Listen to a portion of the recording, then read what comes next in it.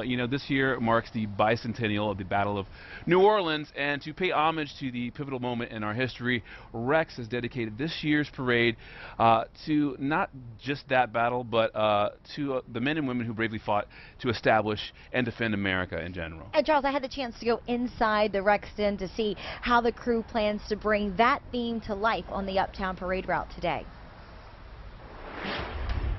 Nestled in the midst of historic signature floats like the Boeuf Gras, the King's Float, and the Jester are depictions of how our nation and New Orleans struggled for freedom. Rex is honoring those hard-fought battles over 4 centuries with this year's theme, Wars That Shaped Early America. Historian Stephen Hales takes us inside to get a glimpse of how these historical moments are coming to life on the Uptown Parade route.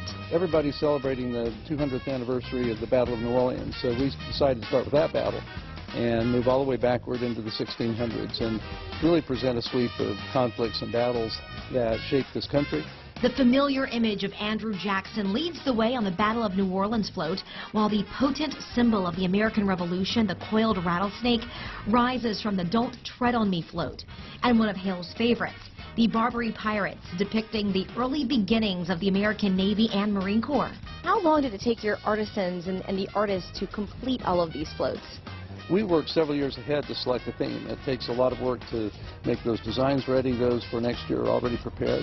As soon as these floats roll back into the Rex Den, they're stripped of their ornate designs and preparations begin for next year's theme. So it's a year-round artist studio, and these beautiful works of art are on the street for just one day, and that's a unique tradition in our city.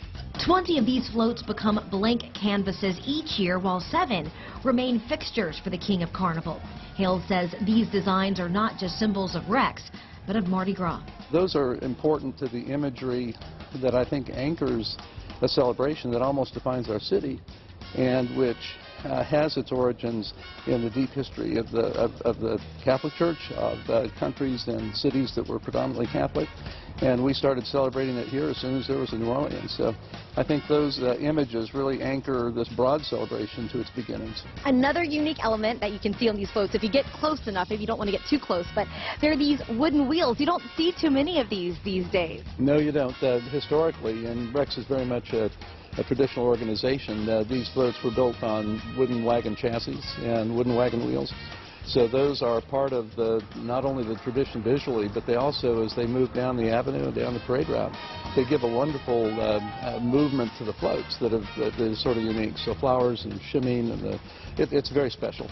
And for this year's roll down St. Charles Avenue, Hale says Rex has one deep and abiding wish: better weather than in 2014. Last year will go down in the books as one of the most miserable days, and yet a beautiful parade rolled, and the streets were full of the kind of celebrants that only New Orleans could produce. These were die-hard Mardi Gras lovers, and as that parade rolled, they were very grateful to see it and very appreciative of the throws that came out, even if their hands were cold when they caught them.